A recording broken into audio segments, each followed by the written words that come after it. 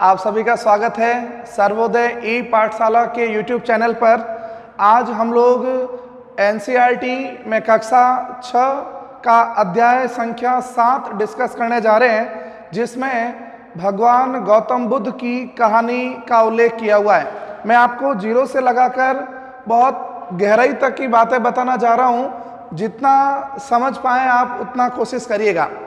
मुझे आप लोगों से बात करते हुए एक बात ये भी डर लग रहा है कि मैं जिस लेवल के हिसाब से आपको बताऊंगा क्या वहाँ तक आप पहुँच पाएंगे। तो आप इस वीडियो को बार बार देखना, पॉज कर करके देखना, रिलैक्स होकर देखना, पानी पीना बीच में, और उसके बाद अच्छे से देखना तो आपको समझ आएगा वो वीडियो। स्टार्ट करते हैं हम वो कहानियाँ। गौतम बुद्ध की कहानी। गौतम बुद्ध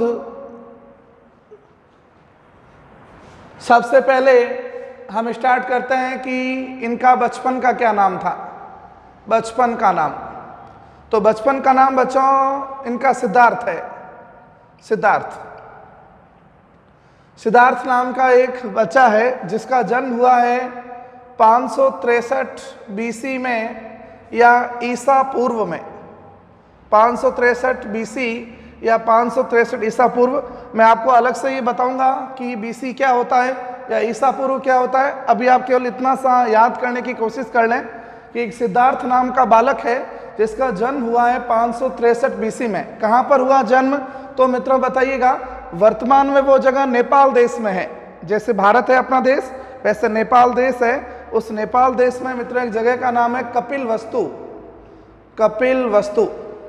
और कपिलवस्तु में बच्चों एक जगह है जिसका नाम है लुम्बिनी वन। जैसे भारत में सुंदरवन है, आप लोग जानते हैं सुंदरवन का डेल्टा गंगा नदी के आसपास है। उसी तरह नेपाल में एक जगह है जिसका नाम है मित्रों लुम्बिनी वन। कपिलवस्तु के निकट लुम्बिनी वन है, इसमें जन्म हुआ है। किसके घर पे जन्म हुआ, तो आप बताइएगा। महाराज शुद्धोधन के घर पे जन्म हुआ। यानी सिद्धार्थ के पिताजी का नाम क्या होगा, शुद्धोधन।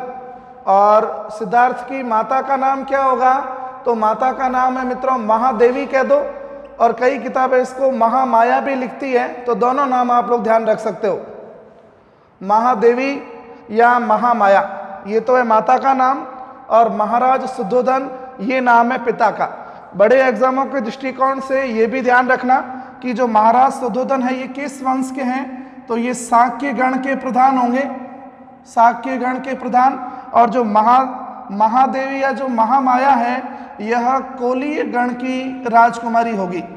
कोलीय वंश की या कोलीय गण की राजकुमारी है महादेवी या महामाया। और पिता का नाम है महाराज शुद्धोधन जो शाक्य गण के हैं। और इस कपिलवस्तु के मित्रों राजा हुआ करते थे। अब इस राजा के घर में इस सिद्धार्थ नामक छोटे बच्चे का जन्म हुआ। तो जैसे ही जन्म हुआ तो वहाँ पर नामकरण के लिए पंडितों को बुलाया गया, ब्राह्मणों को बुलाया गया। तो जब नामकरण हो रहा था तो उस अवसर पर जो ब्राह्मण आए उनमें 2 ब्राह्मण हैं। एक का नाम है काल देवल और एक का बच्चा नाम है कौंडिन्य। इन काल देवल और कौंडिन्य ने एक अत्यंत कह सकते हो कि अचरज भरी भविष्यवाणी कर दी है इस बच्चे सिद्धार्थ के भविष्य को लेकर, कि या तो महाराज शुद्धोधन को कह रहे, या तो महाराज आपका बच्चा ये सिद्धार्थ बड़ा होके यशस्वी प्रतापी सम्राट बनेगा, और वो नहीं बना तो आपका बच्चा सन्यासी बनेगा, साधु बनेगा, घर छोड़ के चला जाएगा, घर त्याग कर देगा, गृहस्थ जीवन को त्याग करके सन्यासी बन जाएगा। इन दोनों में से कोई एक होगा। ऐसी भविष्यवाणी की है किसने, काल देवल और कौंडिन्य। तो इनको भविष्यवाणी करता कह सकते हो। भविष्यवाणी किसने की, तो इनका नाम आएगा काल देवल और कौंडिन्य का। अब बच्चों क्या होगा, जैसे ही समय आगे बीतेगा धीरे धीरे सिद्धार्थ बड़ा होने लगेगा। और सिद्धार्थ बड़ा होने लगेगा तो जैसे इन लोगों ने भविष्यवाणी की थी वैसे ही सिद्धार्थ एकांत में जीवन यापन करने लगा। जो नॉर्मल सा राजमहलों के अंदर वैभव और सुख होता है, तरह तरह के सुख होते हैं, वो सुख ज़्यादा पसंद नहीं आ रहे थे किसको, सिद्धार्थ को। मैं दूसरे शब्दों में ऐसा कहना चाह रहा हूँ, संसार की जो मोह माया थी उसमें ज़्यादा ध्यान नहीं लग रहा था, ज़्यादा मन नहीं लग रहा था किसका, सिद्धार्थ का। अब इन माता पिता को इस बात की चिंता सताने लगेगी, इस बात की टेंशन होगी कि क्या पता इन भविष्यवाणी कर्ताओं की बात कहीं सच साबित नहीं हो जाए। अब क्या होगा, इस सिद्धार्थ की कम आयु के अंदर ही शादी करवा रहे हैं। 16 वर्ष की आयु में 16 वर्ष की आयु में यशोधरा नामक एक सुंदर कन्या से विवाह करवा दिया जाएगा सिद्धार्थ का। सिद्धार्थ की शादी हो रही है यशोधरा से। बड़े एग्जामों के हिसाब से ध्यान रखना, इसके 2-3 नाम और भी हैं। इसका नाम बिंबा भी है, इसका नाम गोपा भी है और इसका नाम भदकचना भी है। भदकचना, ये एक ही इस लड़की के, इस राजकुमारी के 2-3 और नाम हैं। बिंबा भी नाम है, गोपा भी नाम है, भदकचना भी नाम है। यशोधरा कौन से कुल की होगी, तो ये भी मित्रों ध्यान रखना, कोलीय वंश की राजकुमारी होगी। इसकी माता है, ये भी कोलीय वंश की राजकुमारी है। यशोधरा जो है ये भी मित्रों कोलीय वंश की राजकुमारी है। ध्यान रखना, विवाह हो गया और विवाह होने के बाद सिद्धार्थ को एक पुत्र की प्राप्ति होती है और उस पुत्र का नाम रखा गया मित्रों राहुल। सिद्धार्थ और यशोधरा को एक पुत्र की प्राप्ति होगी और इस पुत्र का नाम रखा गया क्या, राहुल। यूपीएससी ने बच्चों एक बड़ा प्रश्न पूछा था कि इस राहुल का शाब्दिक अर्थ क्या होता है, तो ध्यान रखना अब भी, इस राहुल का शब्द का शाब्दिक अर्थ होता है बंधन। राहुल का शाब्दिक अर्थ क्या होता है, बंधन। ये भी बात आपको ध्यान में रखनी है।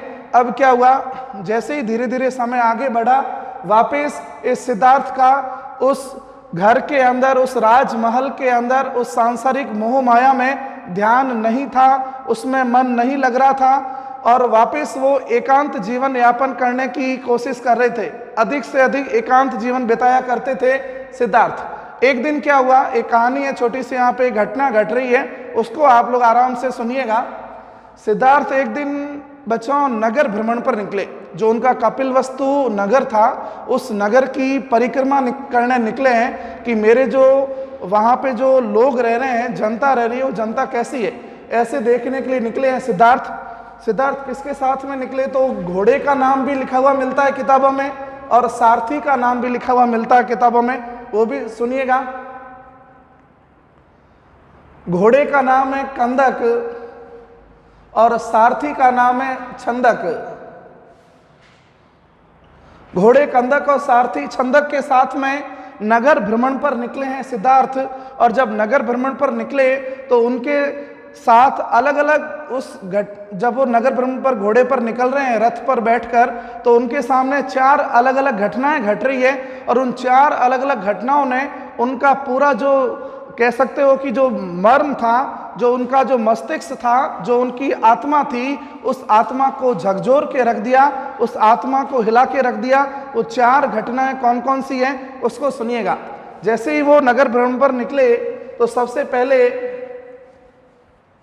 उनके सामने एक वृद्ध व्यक्ति आया। बूढ़ा शरीर था, चेहरे पर झुर्रियां पड़ी हुई, सिर में बाल सफेद थे, लकड़ी ली हुई हाथ में, शरीर हिल रहा है, ऐसे करके एक बूढ़ा व्यक्ति सामने आया। तो सिद्धार्थ ने ऐसे वृद्ध व्यक्तियों को देखा हुआ नहीं था। राजमहल के अंदर केवल और केवल उसके सामने जो हष्टपुष्ट लोग होते थे, जो सुंदर लोग होते थे, वही जाया करते थे। तो इस पहली बार ऐसे वृद्ध व्यक्ति को देखा तो सारथी से प्रश्न किया कि ये व्यक्ति कौन है, तो उन्होंने कहा कि ये वृद्ध व्यक्ति है, इसका शरीर वृद्ध हो चुका है। तो सिद्धार्थ को बात समझ में आई नहीं कि शरीर जो अभी इतना सुंदर दिख रहा है, अभी इतना गठीला और हष्ट पुष्ट दिख रहा है, क्या यह भी एक दिन केवल हड्डियों का ढांचा मात्र रह जाएगा? क्या यह भी एक दिन ऐसा बेरंग हो जाएगा? सिर के बाल जो अभी इतने काले और सुंदर हैं वो भी क्या सफेद हो जाएंगे? तो उसने वापस प्रश्न पूछा सारथी से कि शरीर वृद्ध क्यों होता है। अब इस बात का मित्रों जवाब इस संसार में किसी भी व्यक्ति के पास नहीं है जो इनको सटीक रूप से जवाब दे सके। सारथी निरुत्तर था, सारथी के पास कोई जवाब नहीं था इस प्रश्न का। उसने रथ को आगे बढ़ा दिया। जैसे ही वहां से रथ आगे बढ़ा तो उसके बाद एक मित्रों उनके सामने रोगी व्यक्ति आया। रोगी व्यक्ति, उसका शरीर पूरा कुष्ठ रोग से ग्रसित था। शरीर पर वाइट वाइट ऐसे चकते पड़े हुए, दाग पड़े हुए, शरीर एकदम ऐसे पतला सा हो गया, शरीर ऐसा मूर्छित सा हो गया। रोगी व्यक्ति सामने आया तो पूछा कि ये व्यक्ति कौन है, तो कहा गया कि इस व्यक्ति के शरीर को रोग लग चुके हैं, इसका शरीर रोगों से ग्रसित हो चुका है। उसको वापस सिद्धार्थ को टेंशन होने लगी, जो अभी इतनी सुंदर काया दिख रही है, क्या इस काया को ऐसा कष्ट भी हो सकता है? क्या ये काया इतनी रोगग्रस्त भी हो सकती है? तो वापस प्रश्न पूछा उस सारथी से, शरीर को रोग क्यों लगते हैं? अब इस प्रश्न का मित्रों उस तत्कालीन कंडीशन के अंदर कोई जवाब नहीं था। वापस सारथी निरुत्तर था। वापस उसने क्या किया कि इन महाराज का तो दिमाग खराब हो चुका है, इनका तो भरोसा नहीं है, कुछ और पूछ लेंगे। इसलिए उसने जल्दी से रथ को आगे बढ़ा दिया। अब और जैसे ही आगे बढ़े तो मित्रों एक लाश को 4 जने उठाकर ले जा रहे थे। एक मृतक सामने आया, एक लाश को ले जा रहे हैं 4 जने जलाने के लिए। तो उसने पहली बार ऐसी लाश देखी तो पूछा वापस सारथी से प्रश्न कि ये कौन है? तो कि ये तो जो शरीर था वो शरीर अब मर चुका है, शरीर की मृत्यु हो चुकी है और इस शरीर को जलाने के लिए शमशान ले जाया जा रहा है। जब ऐसा प्रश्न सुना तो वो होश उड़ गए, उसके हक्का बक्का रह गया, वो उसके पांवों से जमीन खिसक गई। वापस प्रश्न पूछा कि ये शरीर मृत्यु को क्यों प्राप्त होता है, शरीर क्यों मर जाता है? जब ऐसा प्रश्न जब सारथी ने सुना तो कि आज तो महाराज वास्तव में पागल हो गए हैं, इनको कुछ पता नहीं चल रहा है, उल्टे सीधे प्रश्न पूछ रहे हैं। उसने और रथ को तेज दौड़ा दिया वहां से, और जैसे ही आगे बढ़े तो एक हंसता मुस्कुराता खिलखिलाता सन्यासी व्यक्ति उनके सामने आता है। तो चौथी घटना घटती है, उनके सामने एक बाबा जी आते हैं, सन्यासी व्यक्ति सामने आता है। वो हंसता हुआ आ रहा था, खिलखिलाता हुआ आ रहा था, कोई उसके चेहरे पर बिल्कुल भी टेंशन नहीं थी। वापस सारथी से प्रश्न किया कि ये कौन है? सारथी ने जवाब दिया कि ये व्यक्ति घर को छोड़ चुका है, गृह को त्याग कर चुका है, इससे सांसारिक मोह माया में कोई लेना देना नहीं है। वहीं से सिद्धार्थ ने ये प्रण ले लिया कि मुझे यदि संसार में खुश रहना है तो उसके लिए सबसे पहले गृह त्याग करना पड़ेगा, घर छोड़कर जाना पड़ेगा, सन्यास की ओर बढ़ना पड़ेगा। तो ये 4 घटनाएं घटी है, जिसको मित्रों 4 महान संकेत कहा जाता है हिस्ट्री में। बौद्ध धर्म के संदर्भ में 4 महान संकेत कहा जाता है इन घटनाओं को, 4 महान संकेत। तो इनका प्रश्न कैसे आता है? तो क्रम वाइज लिखने को बोला जाता है। तो सबसे पहले कौन आया बच्चों? वृद्ध व्यक्ति आया, बूढ़ा व्यक्ति आया। उसके बाद कौन आया? रोगी व्यक्ति। उसके बाद कौन आया? मृतक। उसके बाद कौन आया? सन्यासी। तो ये 4 महान संकेत है। इसके बाद वो गृह त्याग के लिए चले जाएंगे। वो घटनाएं क्या थी उनको सुनिएगा।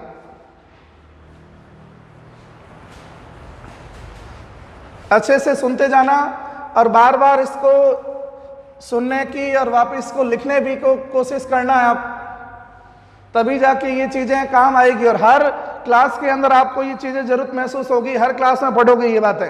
अब क्या हुआ? 29 वर्ष की आयु में 29 वर्ष के थे, 29 वर्ष की आयु में उन्होंने गृह त्याग कर लिया, घर छोड़कर चले गए, घर छोड़ के चले गए, गृह त्याग करने चले गए। और इस घटना को बौद्ध धर्म में महाभिनिष्क्रमण कहा जाता है बच्चों, महाभिनिष्क्रमण। धीरे धीरे शब्द को लिखना भी है और याद रखने की कोशिश भी करनी है। महाभिनिष्क्रमण किसे कहा जाता है? तो सिद्धार्थ द्वारा 29 वर्ष की आयु में गृह त्याग करके चले जाना, इस घटना को किस नाम से जाना जाता है? महाभिनिष्क्रमण। अब पीछे यशोधरा उस पति के विरह में रोती बिलखती हुई उसको छोड़ के चले गए हैं। उसके संदर्भ में कई सारे हिंदी के कवियों ने, लेखकों ने लिखा भी है कि हुई रे तू भाग्य अभागी, सखी वो मुझसे कहकर जाते। वो कह रही है अपनी सखी से कि सिद्धार्थ यदि मुझसे पूछकर जाते, कहकर चले जाते, तो मैं उनका राज तिलक लगाकर उनको घर से विदा करती।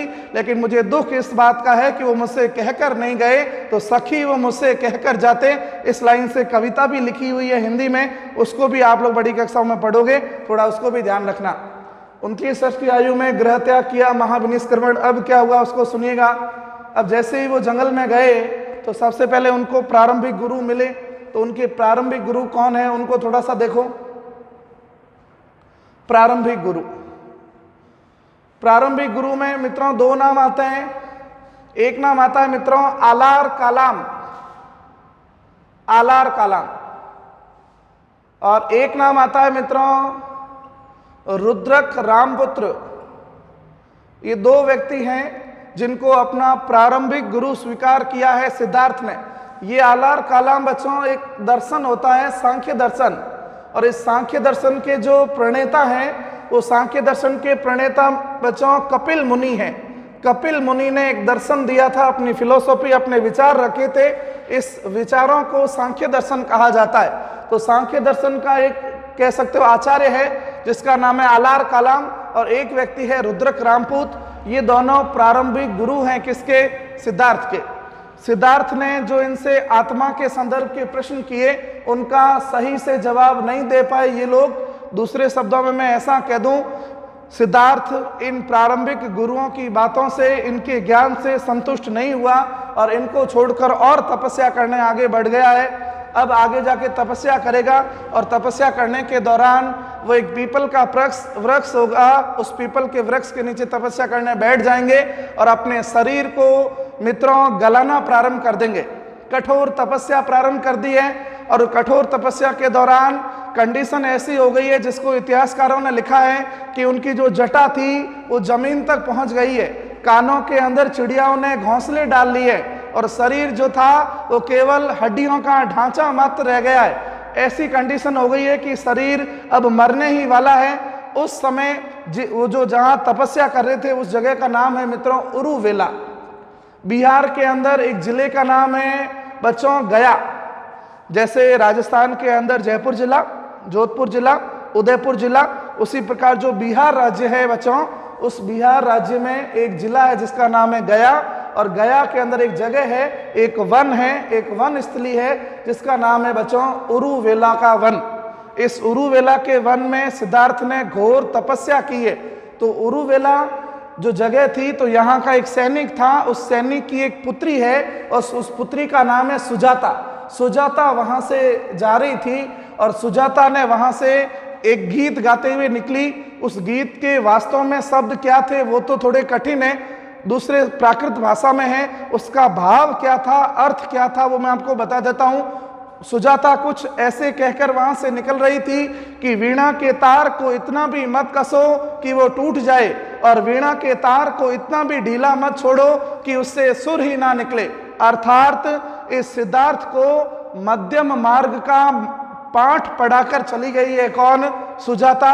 और इसी सुजाता के हाथों से खीर खाकर सिद्धार्थ ने जो अपनी कठिन तपस्या थी उस कठिन तपस्या को त्याग दिया और आराम से भोजन ग्रहण करते हुए, शरीर को दुख ना देते हुए उन्होंने तपस्या प्रारंभ रखी। और 35 वर्ष की आयु में अब उनकी तपस्या को मित्रों फल प्राप्त हो रहा है। उसको सुनिएगा।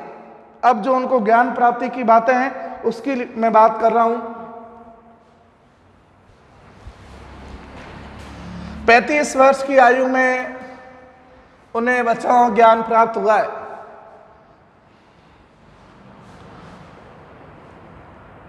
ज्ञान प्राप्ति, और इस ज्ञान प्राप्ति को बच्चों बौद्ध धर्म में संबोधि कहा जाता है। संबोधि, जैसे हम लोग जैसे अभी बौद्ध धर्म है तो आगे जैन धर्म भी पढ़ेंगे, तो जैन धर्म में इसी ज्ञान प्राप्ति को बच्चों कैवल्य कहा जाएगा, कैवल्य। और अभी जो बौद्ध धर्म है इसमें ज्ञान प्राप्ति को क्या कहा जाएगा? संबोधि। पूर्ण ज्ञान, वास्तविक ज्ञान, ज्ञान कुछ भी कह सकते हो, सत्य की प्राप्ति कुछ भी कह सकते हो। कब प्राप्त हुआ? तो 35 वर्ष की आयु में, जब वो 35 वर्ष के थे तब 35 वर्ष की आयु में ज्ञान प्राप्त हुआ। कौन से दिन हुआ?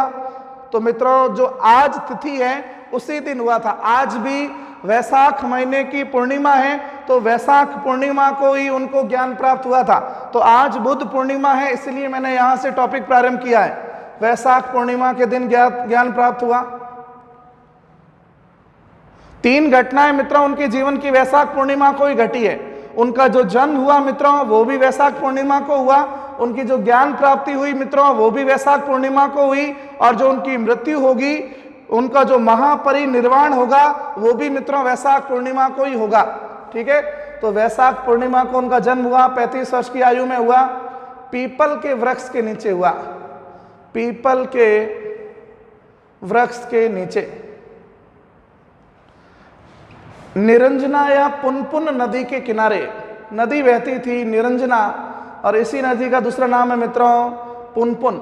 निरंजना या पुनपुन नदी के किनारे, और कहाँ हुआ तो बिहार के अंदर, अभी हम बात कर ही रहे हैं, गया। और इसी गया को अब इस गौतम बुद्ध के नाम के कारण बोध गया बोलते हैं, बोध गया में। ये सारी बातें यहाँ पे ध्यान में रखनी है। वापस देख लीजिएगा, 35 वर्ष की आयु में ज्ञान की प्राप्ति हुई, वैशाख पूर्णिमा को हुई, पीपल के वृक्ष के नीचे हुई, निरंजना या पुनपुन नदी के किनारे हुई, और बोध गया बिहार में हुई। और इस ज्ञान प्राप्ति को क्या कहा जाता है? संबोधि। और जैसे ही ज्ञान की प्राप्ति हुई, अब सिद्धार्थ को कहा जाएगा गौतम बुद्ध। क्या कहा जाएगा? गौतम बुद्ध। और दूसरा एक और भी नाम है इनका, तथागत भी कहा जाता है इनको, तथागत। और एक और भी नाम है इनका साक्य मुनि, ये साक्य मुनि भी कहा जाता है। ये 3 और नाम इनके हैं। गौतम बुद्ध भी कहा जाता है इनको, तथागत भी कहा जाता है इनको, साक्य मुनि भी कहा जाता है इनको।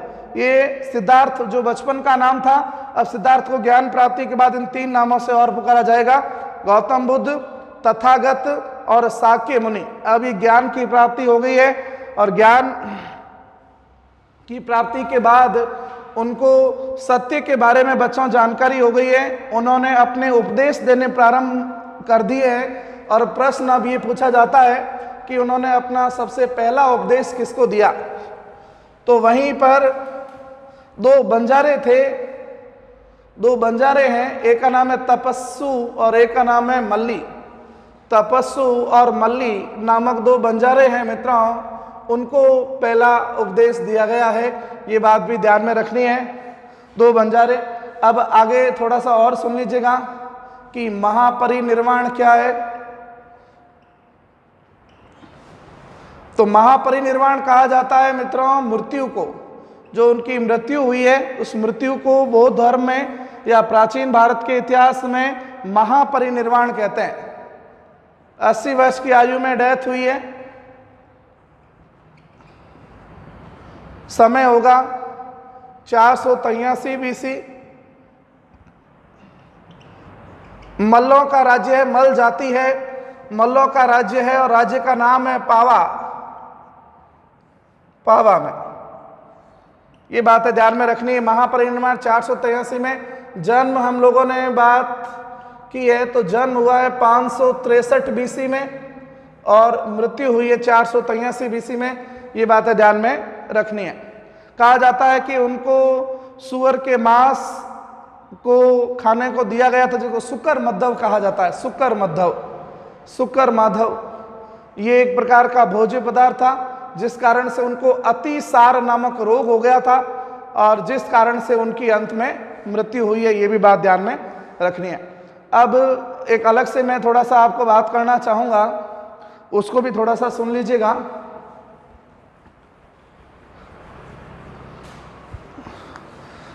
ज्ञान प्राप्ति के 8वें वर्ष, 10वें वर्ष, ज्ञान प्राप्ति के 8वें वर्ष, एक ये अच्छा प्रश्न है कि वो 8वें वर्ष कहाँ गए थे और उसके संदर्भ में क्या हुआ, उसको सुन लो। 8वें वर्ष वो वैशाली गए हैं। वैशाली तत्कालीन समय में बिहार था, और बिहार के अंदर मित्रों जगह का नाम है वैशाली, और वैशाली में लिच्छवी वंश का राज था मित्रों, लिच्छवी वंश, ध्यान रखना। और तत्कालीन समय में ये लिच्छवी अपने आप में बहुत शक्तिशाली और पावरफुल माने जाते थे। बिहार के अंदर जगह वैशाली, और वैशाली में मित्रों राज है किसका? लिच्छवियों का। तो लिच्छवियों ने बुलाया है किसको? गौतम बुद्ध को। तो वैशाली गए, और वैशाली गए तो उनके लिए कुटाग्रशाला का निर्माण किया है। कुटाग्रशाला जगह होती है जहाँ पर बैठकर ये जो बौद्ध भिक्षु है ये अपना कीर्तन करते हैं, भजन करते हैं, अपनी शिक्षाओं का प्रवचन देते हैं, कुटाग्रशाला। और यहाँ पर जब गए वैशाली में, तो इन गौतम बुद्ध का जो सबसे प्रिय शिष्य था, उस प्रिय शिष्य का नाम है बच्चों आनंद। गौतम बुद्ध का जो प्रिय शिष्य बना, उस प्रिय शिष्य का नाम है मित्रों आनंद। और इसी आनंद के कहने पर इस जो बौद्ध संघ था, इस बौद्ध संघ में पहली बार महिलाओं को शामिल करने की अनुमति गौतम बुद्ध ने दी है। पहले तो केवल बौद्ध संघ में पुरुषों को ही शामिल किया जाता था। जो भी बौद्ध संघ का मतलब है कि जहाँ गौतम बुद्ध प्रवचन देते थे, गौतम बुद्ध के शिष्य वगैरह रहते थे, गौतम बुद्ध के साथ साथ वो पैदल यात्राएं करते थे, तो वो बौद्ध संघ बना हुआ था पूरा। तो उस बौद्ध संघ में पहली बार मित्रों महिलाओं को शामिल किया गया। अपने प्रिय शिष्य आनंद के कहने पर, और वो जो पहली महिला शामिल हुई है वो पहली महिला और कोई नहीं, इसी गौतम बुद्ध का बचपन के अंदर माँ की मृत्यु होने के बाद लालन पालन करने वाली उसकी मौसी थी, जिसका नाम था गौतमी। और वही गौतमी अब महाप्रजापति गौतमी के नाम से जाना जाएगी, जो पहली उपासिका बनी है, पहली बौद्ध संघ के अंदर महिला शामिल हुई है। ये बात भी ध्यान रखनी है। और यहाँ पर इस महाप्रजापति गौतमी की जो पुत्री है नंदी, वो नंदी भी शामिल हुई है बौद्ध संघ के अंदर। और गौतम बुद्ध खुद की जो पत्नी है यशोधरा, वो भी यहीं वैशाली में उस बौद्ध संघ में शामिल हुई है। ये भी बात है आपको यहाँ से ध्यान में रखनी है। तो ये आज थोड़ा सा मैंने आपको गौतम बुद्ध की जीवनी के बारे में बताया कि कैसे सिद्धार्थ कठिन तपस्या के बाद में गौतम बुद्ध बने, उसकी कहानी थी। ये आपके क्लास 7 के अंदर चैप्टर है। इसको आप लोग बड़े एग्जामों के हिसाब से भी थोड़ा सा ध्यान रखना, इसको बार बार देखने की कोशिश करना। जो भी मैंने बड़े बड़े नाम लिए हैं उनको थोड़ा सा याद भी रखने की कोशिश करना, थोड़ा समझना भी। और गौतम बुद्ध के जितने भी उपदेश है उस उपदेशों को अपने जीवन में बच्चों आप लोग उतारने भी कोशिश करना। सरल सभ्य जीवन जीना और हमेशा मध्यम मार्ग को अपनाना, मेरी तरफ से भी आपको यही सीख है। और भी मैं आपके लिए वीडियोस डालता रहूँगा, आप हमारे चैनल के साथ बने रहिएगा। थैंक यू वेरी मच, आभार आप सभी को। अंत में जाते जाते एक और बात, आज वैशाख पूर्णिमा है और इस वैशाख पूर्णिमा की आप सभी को मेरी तरफ से हार्दिक शुभकामनाएं। बुद्ध पूर्णिमा कह दो, वैशाख पूर्णिमा को बुद्ध पूर्णिमा मनाई जाती है। गौतम बुद्ध का जन्म भी हुआ, गौतम बुद्ध को ज्ञान की प्राप्ति भी हुई और गौतम बुद्ध का महापरिनिर्वाण भी वैशाख महीने की पूर्णिमा को हुआ था, इसलिए ये मनाई जाती है। भारत के अलावा और भी कई पूर्वी देशों के अंदर इसको मनाया जाता है। थैंक यू वेरी मच, आभार आप सभी को।